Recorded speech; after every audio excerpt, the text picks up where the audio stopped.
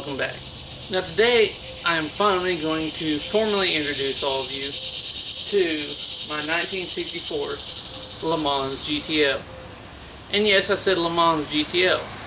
For those that don't know, 64 and 65, the GTO was an option package rather than its own model. 66 to 71 is when they had the 242 VIN code and actually had their own model.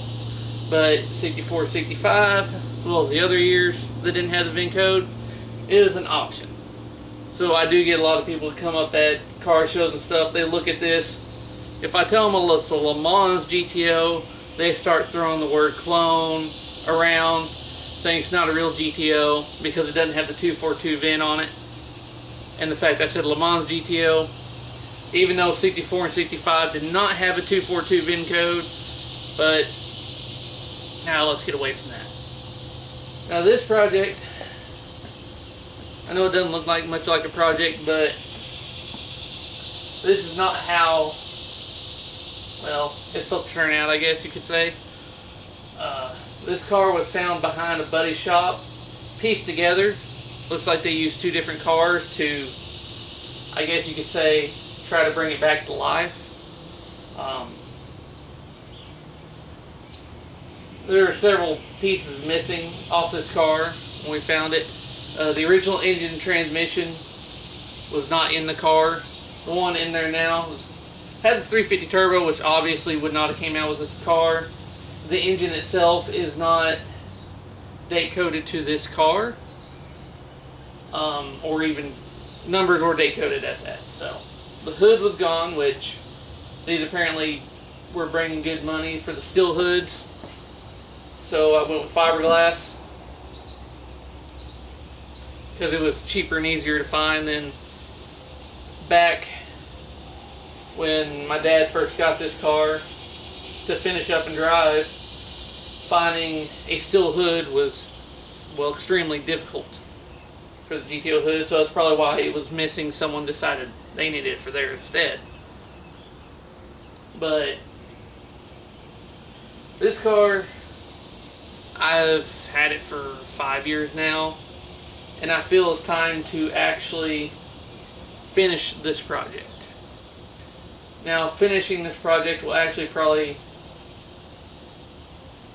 reverse and go back, way back to where before we even found it being pieced together, because there's flaws in it, there's things I want to change, all that.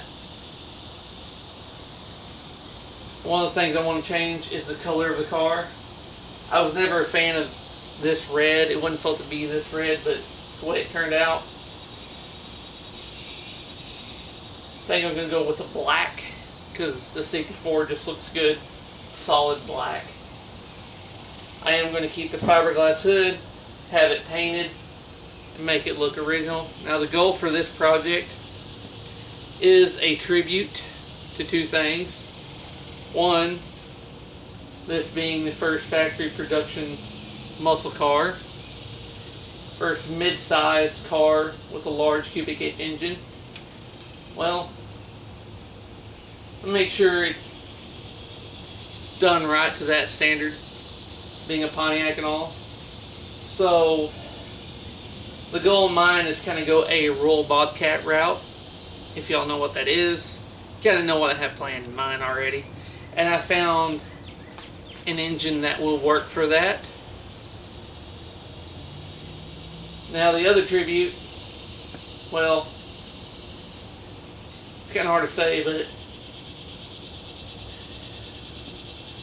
it's a tribute, and I want it done right the way he would have done it, because he never got to finish the car. So he had it for a little while before he got sick, and being around him all those years, I knew exactly the way he would have finished the car. And seeing, started as a kid, the way he'd bring home cars and what he would do to them, how he would finish them, from everything from the taillights to the headlights, the interior, the engine, the transmission, the wheels, tires, everything. if he was in better health, I know exactly what he would have done. So I'm going to finish this project out the way he would have done it when he was in better health.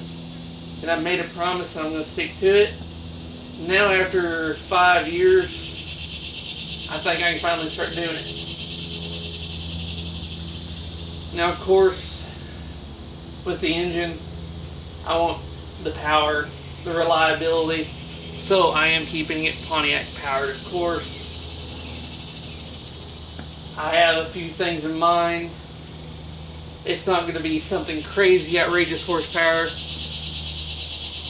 but going back to the Royal Bobcat route, what these cars, what the Royal Bobcats had, it's basically what I'm going to do.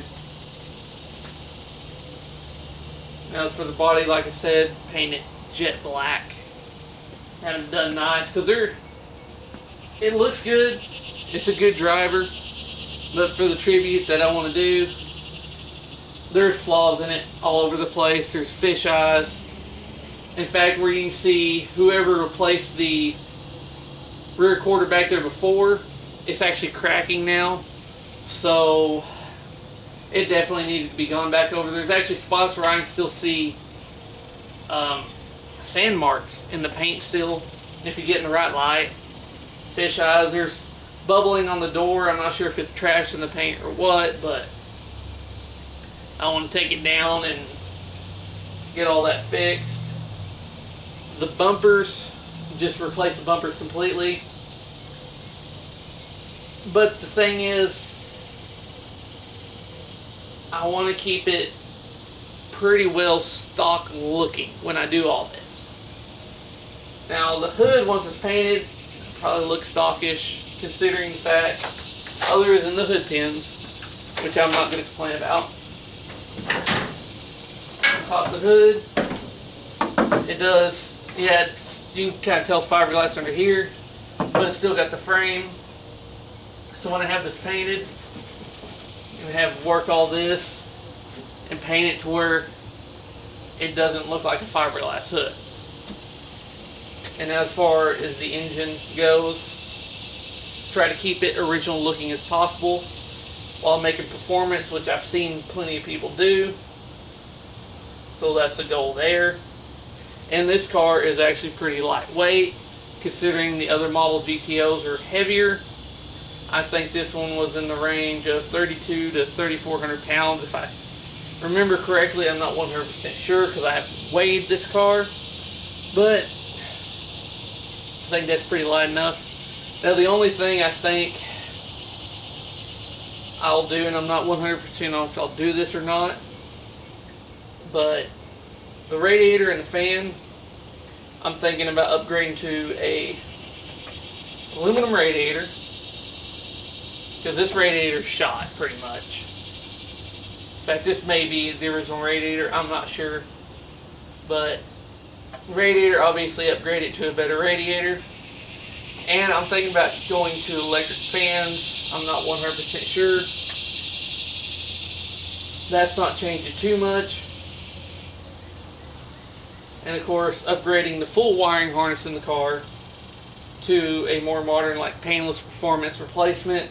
That's the modern wires with fuse box and all that. So I clean it up under here and have some good wiring.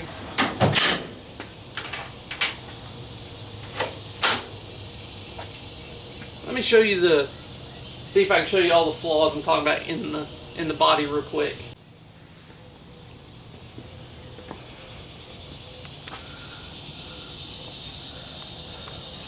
Now up here, I don't know if we can see in the light, there's some flaws up there, but up top ain't too bad. Not sure if anything will stand out with it being clean, but for sure here, recording, you can see that's cracking. Here too, definitely want that fixed. Yeah, I can see some sand marks going that way, and it still You can see a lot actually. I don't know if we can get it in the light. Not sure if you can see that or not. But you can almost see every sand mark in this area of the door here. Right now in this light I can see it. But there's some bubbling down here. Bottom and corner of the door.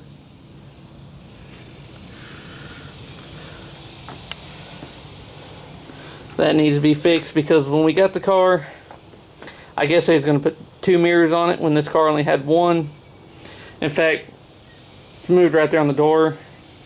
Should have been over there on the fender, but that's alright. So those holes need to be actually filled when it's repainted.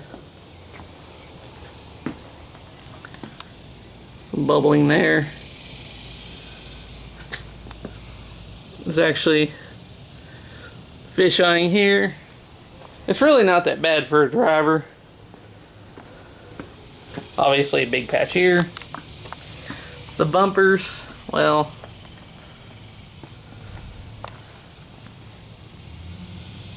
the front bumper is better than the back bumper, so you can imagine.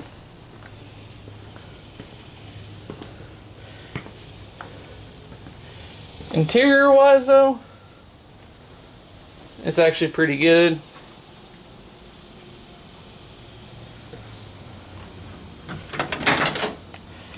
You can see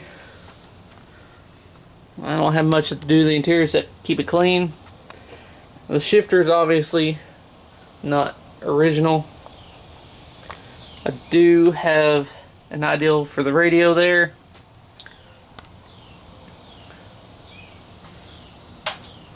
Stuff like this on the interior though, replace that where that's chipping, and the other side is actually pretty rough too.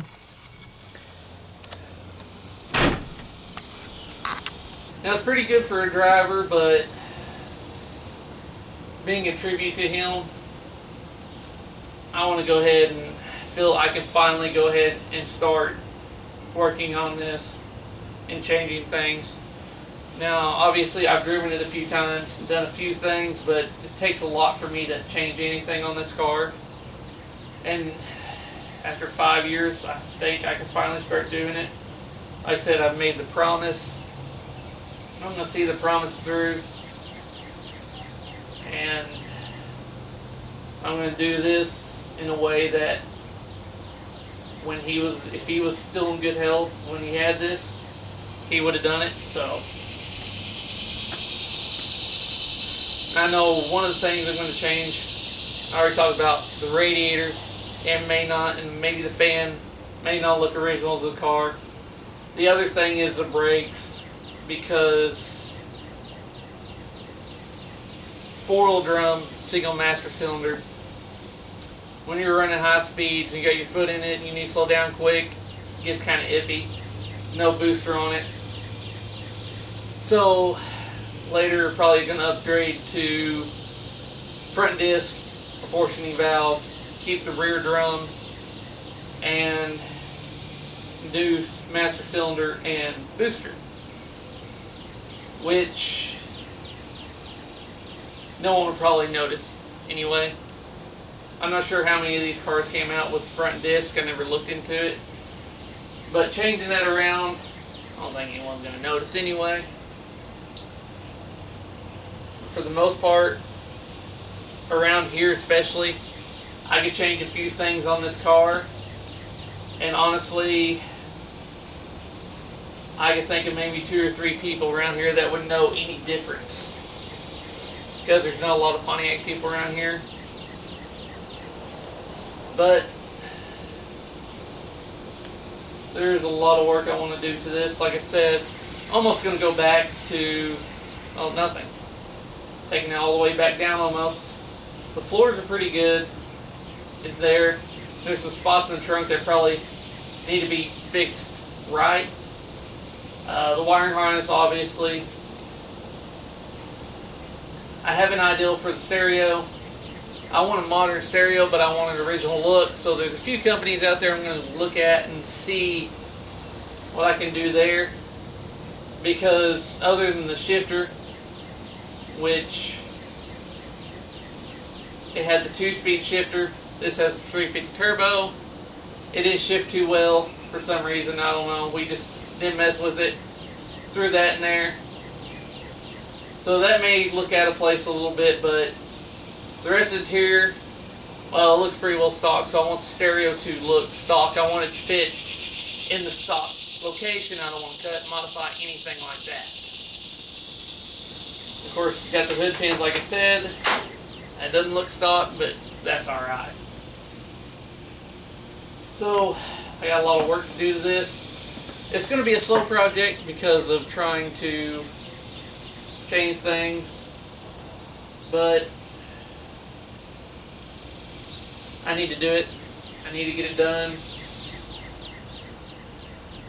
and I need to make him proud of it. So, what he would have loved. So, there's plenty of work to do to it.